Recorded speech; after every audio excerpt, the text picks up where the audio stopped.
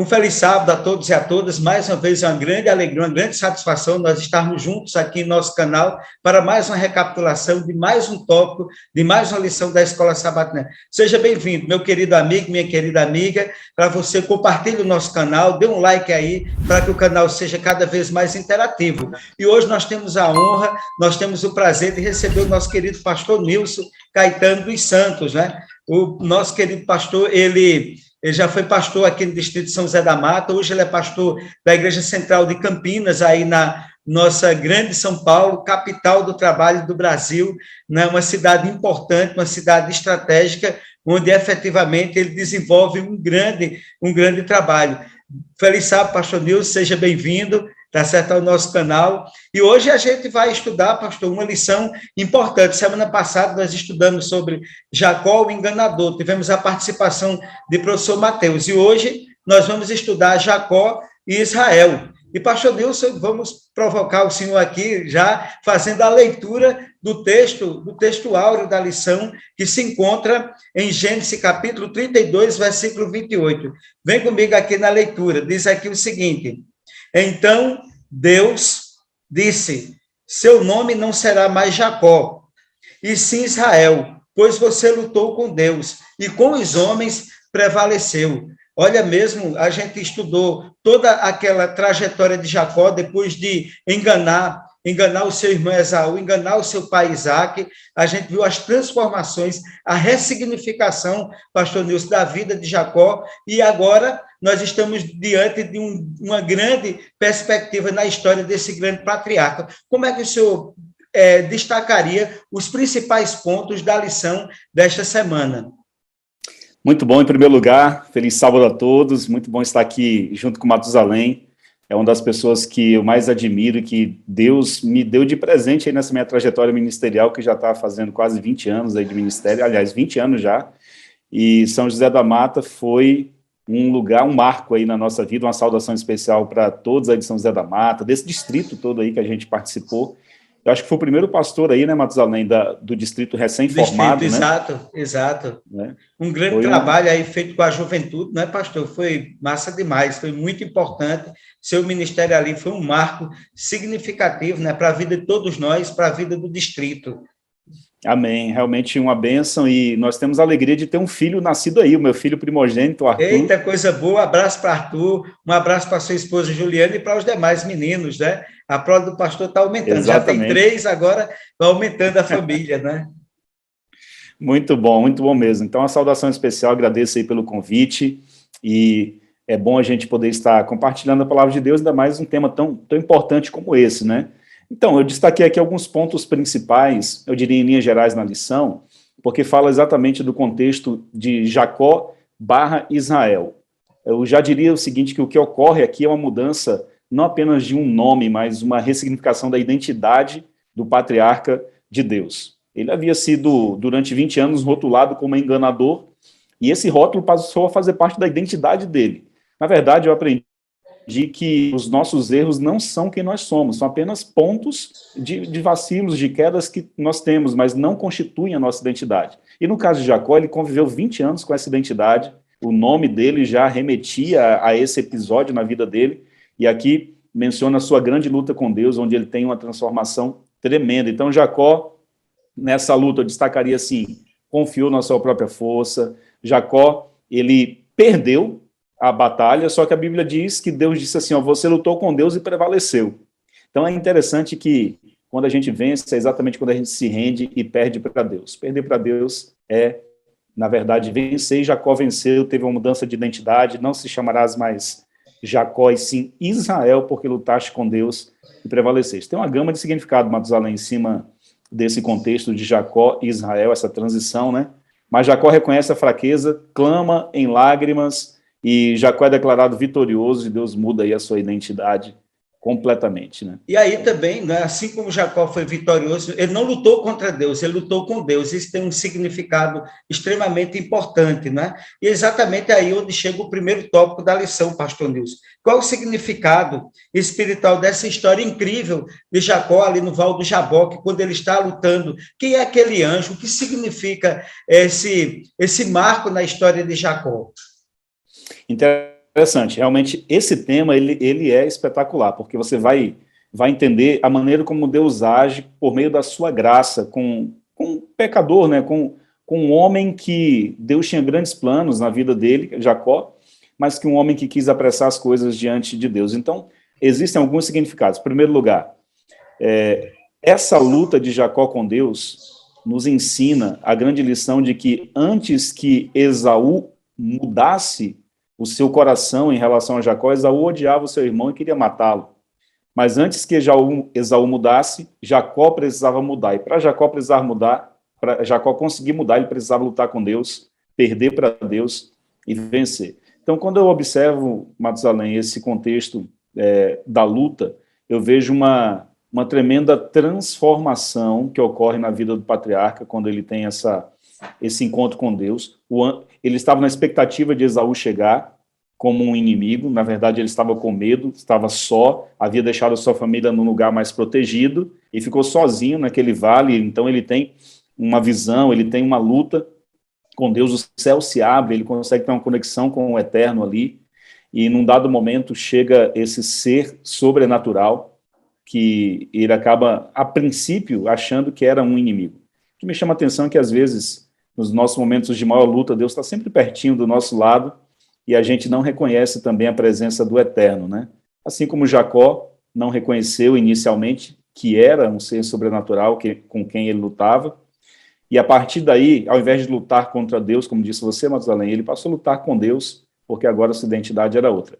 Um ponto importante, só para a gente passar o tópico, quando Jacó mudou, Esaú também mudou. Daqui a pouco nós vamos falar do encontro desses dois irmãos, porque tem muito significado essa luta como uma base, um pano de fundo para o que vai acontecer depois e os desdobramentos nas gerações. É isso que eu quero mencionar daqui um pouquinho, Matusalém. As gerações foram impactadas por essa luta que Jacó teve com Deus aqui. Então, pastor, então quer dizer, essa luta que ele teve com Deus precede ressignificou a vida de Jacó para Israel, né? O enganador passou agora a ser aquele que lutava com Deus. E agora, né, qual foi o simbolismo dessa luta para que agora preparasse Jacó para um grande encontro, ou talvez o encontro mais difícil da vida dele, o encontro por ele temido, o encontro que ele relutou muito tempo, ele sofreu muito para ter esse encontro com Esaú. Como é que a gente pode analisar agora esse contexto, né? Esse cenário anterior, preparatório, como Deus preparou para esse grande encontro entre os dois irmãos, Jacó e Esaú? Interessante que quando Jacó ele tem essa luta com Deus, ele chama esse lugar ali de Peniel, né? Que é a face de Deus. Ou seja, sim, Jacó ele viu a face de Deus, ele lutou com Deus ali, ele sentiu o sobrenatural e chamou aquele lugar de Peniel. Quando ele vê o seu irmão Esaú, ele faz uma declaração que faz uma conexão exatamente com o lugar onde ele teve a luta com Deus. Ele diz que quando vê Esaú, é como se ele estivesse vendo a face de Deus. Por quê? Porque ele percebeu que Esaú havia mudado, porque Jacó havia mudado, ele havia mudado. E quando ele olha o olhar de misericórdia de Esaú, o olhar de graça, o olhar perdoador, o abraço que eles dão nesse encontro, ele percebe, Esaú é um homem diferente porque eu também sou um homem diferente, um homem mudado. Então o que me chama a atenção é isso. Peniel, lugar onde ele lutou com Deus ali, a face de Deus, e quando ele olha para Esaú, ele diz, estou como se estivesse vendo a face de Deus. Que coisa bacana. Mas por que, pastor? Por que ele vê Esaú e ele vê como a face de Deus? O que é que isso significa? Qual a importância desse ponto aí? Então, exatamente isso. A postura de Esaú, inicialmente, antes de Jacó lutar com Deus, era o seguinte, meu irmão, ele recebeu a notícia, teu irmão está vindo contra ti com 400 homens para te matar. Era ódio, rancor, mágoa. Esaú tinha muita mágoa, 20 anos acumulados, né, de mágoa.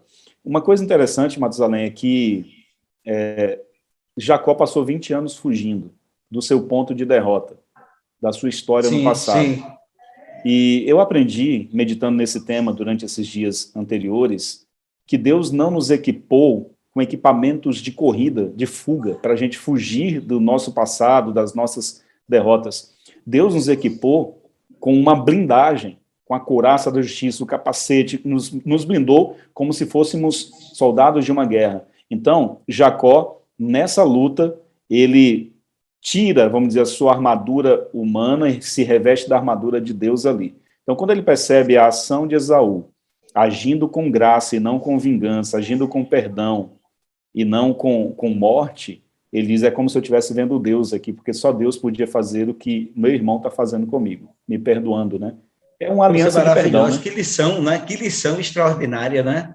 Que lição extraordinária essa lição do perdão. E como diz a oração de São Francisco, é perdoando que se é perdoado, né? Então, esse ato talvez seja um dos encontros mais significativos da Bíblia, né? A ressignificação de uma história de um homem que passou a vida toda, 20 anos, lutando, não é, contra o seu próprio pecado, não é?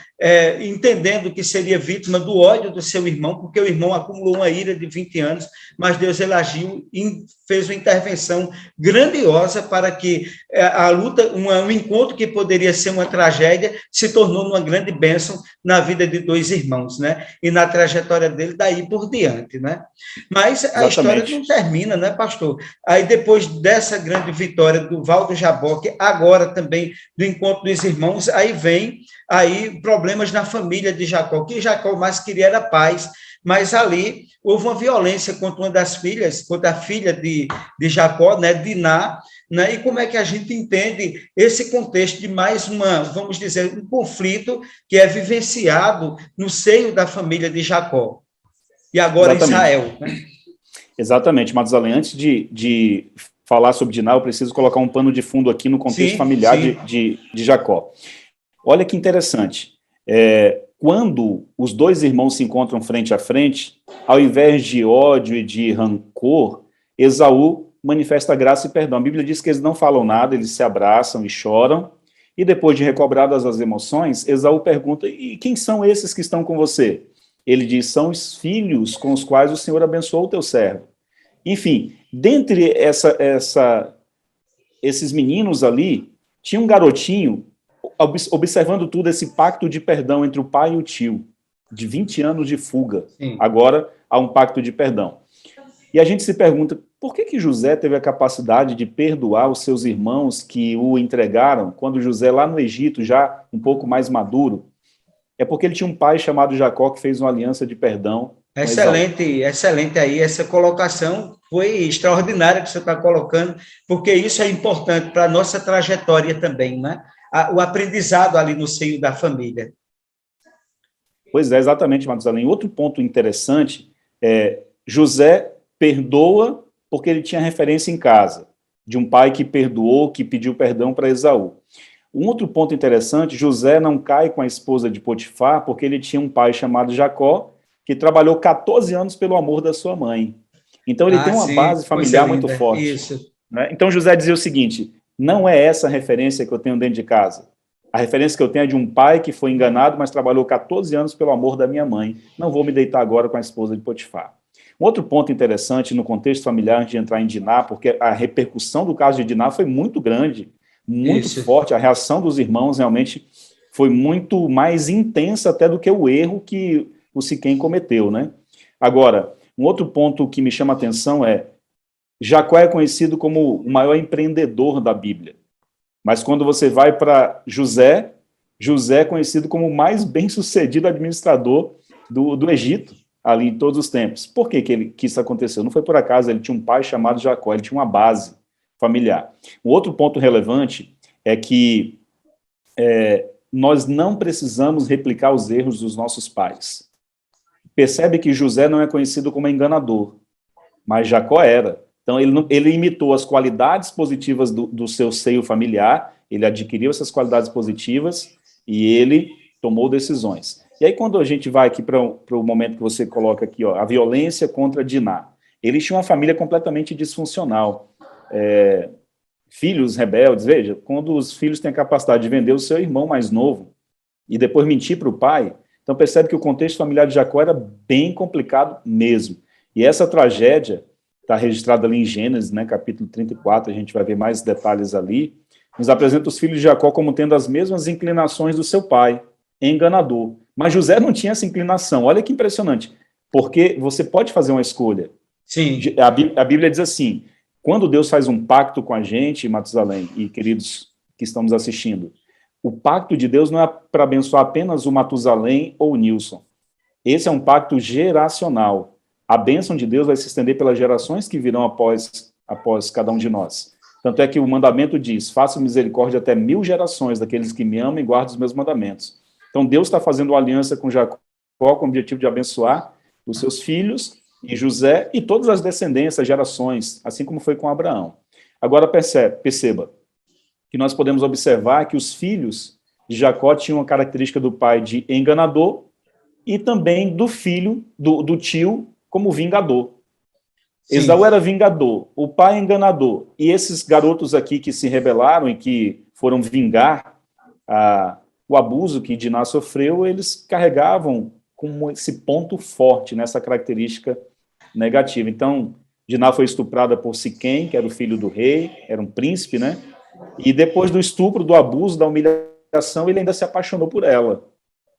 Então, esse contexto me chamou a atenção. Amor, que era o pai do Siquém, né? Amor era o rei daquela região, começou então a negociar um casamento para Siquém com a Diná. Negociar com a família, vamos juntar nossas famílias, que nossos filhos casem com suas filhas e vice-versa e tal. Então, os filhos de Jacó manipularam uma situação onde eles disseram o seguinte, ok, desde que vocês possam circuncidar-se. Ele usou o que aqui, Matusalém? Um símbolo da aliança do Eterno, que era a circuncisão naquele tempo. Sim, sim. Para propor um engano, né, um engodo ali com relação à estratégia que eles queriam usar para se vingar de Siquém e de todo aquele povoado, né? Então, Siquém, ele diz que se circuncidem os homens, ok, eles toparam, porque eles queriam paz, Jacó queria paz, queria tranquilidade, não queria confusão com ninguém. Só que Simeão e Levi, exatamente no terceiro dia da circuncisão de todos aqueles homens, que era o pior dia, o dia de dor mais intensa, imagina, eles foram lá, sorrateiramente, lá em Gênesis 34, a partir do verso 25, mataram todos os homens e ainda tomaram as mulheres, mataram o rei e o príncipe, e aí ainda resgataram Diná. Então, a medida realmente aí foi bem mais intensa até do que o... Vamos dizer, o pecado ainda foi maior do que aquele cometido contra Diná, não é? Pois é, incrível a reação deles, né? Trazendo características aí do pai como um enganador e do tio como um vingador, né? Vamos dizer assim. E nesse contexto, Jacó, né, que sabe desse contexto, Jacó foi enganador, ele tinha esse peso do pecado que Deus já tinha perdoado. Qual a reação de Jacó nesse momento crucial e difícil? Um Jacó que agora, ressignificado a sua vida, ele queria paz na vida dele, ele queria tranquilidade. Como é que a gente pode analisar que a postura de Jacó, diante de um momento tão difícil, ele encontra nos filhos dele o mesmo pecado do qual ele sofreu a vida toda, mas, portanto, agora o filho dele, ele comete algo tão grave, não é? Tão grave, um engano desmedido, não é? contra Siquém. Matusalém, eu penso que um dos momentos mais chocantes da vida de um homem é quando você olha no seu próprio espelho, você olha no espelho e vê as suas atitudes sendo replicadas na vida dos filhos, né? Eu tenho 3 filhos e constantemente eu percebo alguns dos erros que eu cometia quando eu era mais garoto, na minha infância e tal, quando eu tinha mais ou menos a idade deles, eu vejo eles cometendo e eu fico imaginando, nossa, como é ruim olhar no espelho e perceber nossos filhos reproduzindo o nosso comportamento, muitas vezes equivocado, as palavras equivocadas que a gente diz às vezes, e eu fico imaginando, para mim, que nunca vivi uma situação tão drástica dessa, só em circunstâncias normais, ver alguns erros pequenos dos meus filhos, já me incomoda tanto, eu fico imaginando o coração despedaçado de Jacó, Matusalém, ao perceber grandes erros que os seus filhos começaram a cometer, até o potencial de letalidade que tinha aqueles meninos ali, de Jacó. Que eu acho que talvez ele nem imaginava, né? Eu acho que ele vai ganhando a dimensão do pecado dele, né? E depois, no quarto tópico, pastor, mostra sobre a idolatria prevalecente. Eu acho que diante disso, eu acho que Jacó busca uma reconsagração. Como é que a gente analisa esse contexto aqui? Que lições nós podemos aprender aqui sobre a adoração verdadeira? Eu acho que Jacó agora chama o feito à ordem, não é? E como é que a gente pode entender quando ele manda limpar a casa, né? Como é que a gente entende esse contexto? Então, Jacó, como uma nova criatura agora, aquele que encontrou com Deus, teve a identidade mudada, como você disse, ele queria paz, queria colocar em ordem a sua casa, a sua família. Então, Gênesis 28:15, eu queria até ler aqui para vocês. Gênesis 28:15 tem um verso interessante, diz assim, ó: E eis que eu estou contigo e te guardarei por onde quer que fores, e te farei voltar a essa terra, porque não te desampararei, até cumprir eu aquilo que te hei referido. É uma promessa de Deus a Jacó, e após esse massacre terrível que aconteceu ali em Siquém, Jacó temia, mais uma vez, por sua própria segurança. Ele queria paz, mas agora estava em risco, né? E nesse momento Deus lembra para Jacó da promessa que havia feito: eu vou cuidar de você, eu vou proteger você, até que tudo tenha se cumprido, você está sob a minha proteção. Isso trouxe segurança ao coração do entristecido pai com tudo que estava acontecendo. E deu força para ele, Matusalém, até para ele poder fazer as reformas espirituais que eram necessárias acontecer. Então, 4 pontos eu destaco aqui. Em primeiro lugar, Jacó é ordenado por Deus a habitar em Betel, está lá em Gênesis 35, verso 1. Jacó se lembra da sua visão e do voto que ele fez. Ele teve a visão ali, os anjos descendo e subindo pela escada. Ele fez o voto de ser fiel ao Senhor, de obedecer ao Senhor e de tudo devolver o dízimo para o Senhor. Então ele faz esse pacto, essa aliança com Deus. Terceiro ponto, Jacó se livra dos ídolos e joias que ainda restavam, como símbolos de uma idolatria material, de um foco no lugar errado. Então, começa a reforma, vamos nos destituir de tudo aquilo que pode trazer vaidade ao nosso coração. Tira os ídolos, tira as joias, os adornos e tal, para o foco ser só o eterno. E Jacó faz um altar a Deus em Betel, Gênesis ali 35, versos 6 e 7, vai mostrar que esse memorial, esse altar, é uma exaltação ao Criador. Então, basicamente isso, Matusalém, dessa idolatria prevalecente, o profeta quer fazer uma reforma espiritual ali, né? Mas aí a gente se depara com outro problema, né?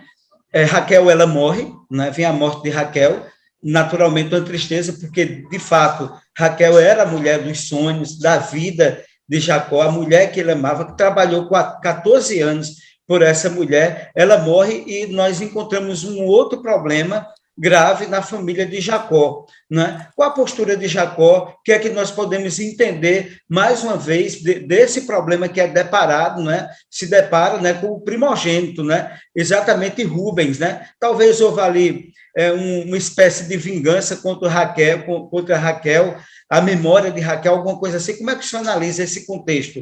Acho que é o último tópico da lição. Em primeiro lugar, a morte de Raquel despedaça o coração de Jacó, né? Porque ele a amava de todo o coração, como você disse, ele trabalhou ali 14 anos, 7 anos a mais para poder ter o direito de casar com ela, depois de ter sido enganado, enfim. E agora ele vê o filho Rubem, vamos dizer assim, tendo relações com a concubina de Jacó. Veja que absurdo que aconteceu ali. Então, é como eu disse agora há pouco, aparentemente não havia limite no coração, no comportamento maldoso ou pecaminoso desses garotos aqui, e ainda havia aquele ciúme com relação a Raquel, aquela retaliação que eles queriam, aquele ciúme todo com relação a José também, que era o filho ali querido, né? Porque era o filho da Raquel e ele tinha um carinho muito maior pela Raquel. Então, o que eu percebo assim, Matusalém, é uma família completamente disfuncional, Jacó procurando corrigir as rotas, mas possivelmente Jacó ele não teve sabedoria nos primeiros anos de vida desses meninos para poder prepará-los para a vida adulta. Então, uma pessoa que já está com caráter e a mente moldada, ela não vai mudar mais, a não ser que ela tome a sua própria decisão e Deus faça um milagre por meio disso. Então, Jacó meio que se sentia com as mãos atadas com relação aos seus filhos agora, porque eles estavam reproduzindo comportamentos completamente desprezíveis, eu diria assim, né? Então, uma família disfuncional, mas isso não significa que, por nossas famílias terem sido disfuncionais no passado, que a nossa precisa ser. Por exemplo, vou citar um exemplo particular. Eu venho de uma família disfuncional. Na minha família, eu não conheço ninguém que cresceu, dos meus irmãos e primos e tal, que cresceu num lar com o pai e a mãe juntos. É uma família de divórcios. Então, quando eu olho na árvore genealógica da minha família, eu vou perceber que existem 2 pontos que se destacam negativamente: divórcio e problemas com álcool, problemas com bebida. E quando eu olho toda a árvore genealógica, eu percebo, desde quando a gente consegue alcançar, esses dois problemas prevalecem como um destaque. Agora, a partir do momento que eu, Nilson, fiz uma aliança com Cristo, entreguei minha vida para ele com 15 anos de idade, Deus faz uma aliança comigo e promete me abençoar e abençoar as gerações que virão depois de mim. Ou seja, a decisão que eu tomei, Matusalém, vai mudar a história dos meus filhos, dos filhos deles e das gerações, porque Deus prometeu abençoar até 1000 gerações daqueles que me amam e guardam os meus mandamentos. Ou seja, aquela cadeia da árvore genealógica, de maldição, de coisas ruins, foi quebrada na minha... né? Foi rompida, exatamente, por causa da decisão que eu tomei. Por exemplo, você olha a história de Abraão. O pai de Abraão não tinha uma aliança com Deus, mas essa aliança começa com Abraão, e por meio de Abraão, todas as famílias do planeta Terra foram abençoadas. Então, quando Deus chamou você, Matusalém, por exemplo, Deus chamou você para te abençoar, mas para abençoar as gerações que virão depois de você, por meio da Débora e das gerações que virão para frente. Então, é um pacto que ele fez contigo para abençoar as gerações. Isso me chama a atenção quando eu olho aqui na história da família disfuncional de Jacó, porque quando eu olho, por exemplo, para José, José teve uma esposa, foi fiel àquela mulher ali, e diferente de outros que tiveram tantas esposas na Bíblia, José foi fiel à sua família, e José, ele extraiu do pai tudo que ele podia extrair de coisas boas, e colocou em prática na vida dele. A gente não vê a Bíblia destacando nenhuma qualidade negativa de José, né? Então isso me chama muita atenção. Uma coisa maravilhosa. Pastor, concluindo a lição, o que é que o senhor destacaria? Quais os pontos principais para nós concluirmos aqui dessa lição tão importante, né, para a família, para o ser humano, né, que nós podemos ressignificar a nossa vida, a nossa história, né, e Deus está ali para conduzir a nossa vida de maneira tal que existe um ponto de encontro em que Deus haverá de abençoar a nossa vida, a nossa descendência. O que é que o senhor destacaria dentro de uma lição tão relevante também para a nossa vida, a partir desse encontro de Jacó no Val do Jaboque e dos outros desafios que, sem sombra de dúvida, né, foram destaques na vida de Jacó, agora Israel, na sua vida, que não começou ali no Val do Jaboque, mas ele teve ali problemas com Esaú, teve problemas em casa, né? O que é que nós poderíamos destacar para concluir essa lição? Então, Matusalém, assim, em poucas palavras, poderia destacar alguns pontos, assim, muito importantes. Em primeiro lugar, quando Jacó muda, Esaú muda. Às vezes a gente está culpando a esposa que ela não muda, que ela precisa mudar e tal, mas Esaú só vai mudar quando Jacó mudar, quando Jacó tiver essa luta com Deus. Então, eu achei interessante porque quando Jacó está frente a frente com Esaú, Esaú não viu o mesmo homem que havia traído ele 20 anos atrás. Era coisa maravilhosa, é verdade. Né? Era um homem diferente agora, por isso que o coração dele se desarmou e eles só se abraçaram e choraram. Então, esse é um ponto. Um outro ponto que eu destaco é o processo. A família de Jacó era disfuncional, mas nesse processo de observar os acertos e os muitos erros dos filhos, Jacó cresce nesse processo. Por exemplo, vou pegar de novo a história de José, porque José é um espelho de coisas boas que um filho pode extrair do pai, mesmo o pai tendo tido os seus erros também. O que acontece com José? José foi vendido para o Egito com 13 anos. Com 30 anos de idade, ele assume o governo do Egito. 17 anos de processo. Ele viveu dos 17 aos 30, 17 anos de processo. Ele viveu até os 110 anos, 80 anos de governo. Aliás, 13 anos de processo para 80 anos de governo. Olha o que me chama a atenção. 13 anos de processo, 17 anos vendido, com 30 assume o governo. Então, 13 anos de processo. Foi preso, foi humilhado, foi injustiçado, esqueceram dele lá na prisão e tal. No entanto, ele precisava passar por tudo isso para Deus prepará-lo para o governo. Então, muitas vezes, Matusalém, eu vejo que nós estamos nos nossos cultos, às vezes de oração, só pedindo para Deus tirar o processo, para Deus tirar a luta, para Deus tirar a enfermidade, para Deus tirar os problemas e tal. Muitas vezes nós estamos pedindo para Deus tirar aquilo que iria nos preparar para coisas maiores. Hoje eu não oro mais para Deus tirar os problemas da minha vida, para Deus tirar a doença. O que eu oro? Eu digo, Deus, me dá ombros fortes para suportar, para não me desviar de Ti, e me ajude a aprender e crescer com esse processo que eu estou passando agora. José passou só 13 anos de processo para 80 anos de governo. Morreu aos 110 anos de idade, Agora imagina se José tivesse dito assim, Senhor, é muito injusto eu ter ido para a prisão, eu não me deitei com aquela mulher, injustamente fui acusado e estou preso. Eu não quero mais saber do Senhor, aqui eu renuncio minha fé em ti. Porque foi na prisão que Deus apresentou o homem que iria soprar o nome dele perante o rei, perante Faraó. O processo de passar na prisão foi necessário na caminhada dele. E assim também na nossa vida, que a gente aprenda, como Jacó aprendeu, como José aprendeu, o processo é essencial para que a gente chegue no propósito que Deus preparou para nós. Que coisa maravilhosa, né? Muito obrigado, pastor Nilson, pela participação. Volte sempre ao nosso canal, foi uma bênção de Deus, e a você que nos ouviu neste sábado, muito obrigado, que Deus continue nos abençoando sempre, e que Ele faça com que a nossa vida se ressignifique através das experiências, mesmo aquelas que a gente entende que não é capaz de superar, mas Deus vai nos dar um ombro forte, né, para que nós possamos superar e termos as vitórias de sair de um Jacó na vida prática para o Israel, aquele que luta com Deus, aquele que tem capacidade de entender que Deus está agindo na nossa história e nos dando o ombro forte para suportar. Obrigado, pastor Nilson, um abraço e as suas saudações finais aqui para o nosso público e para o nosso querido distrito de São José da Mata, né? Um abraço da irmã Juliana, um abraço dos meninos e muito obrigado por participar. Suas palavras finais. Amém, amém. Com palavras finais, Matusalém, eu digo que a gente precisa aprender com as grandes lições da vida. Esaú trocou algo de grande valor por algo de pouco valor. Ele trocou seu direito de primogenitura.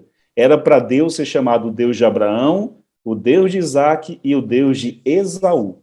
Mas como ele trocou algo de muito valor por algo de pouco valor, o nome é Deus de Abraão, de Isaac e de Israel. Então, deixo como conselho final para os jovens que nos assistem, para todos. O inimigo quer que troquemos algo de grande valor, que é a eternidade, por coisas de pouco valor, que são as coisas da terra. Deus abençoe vocês, uma grande saudação para o nosso distrito amado aí. Até logo, e até mais. Um feliz sábado a todos e a todas.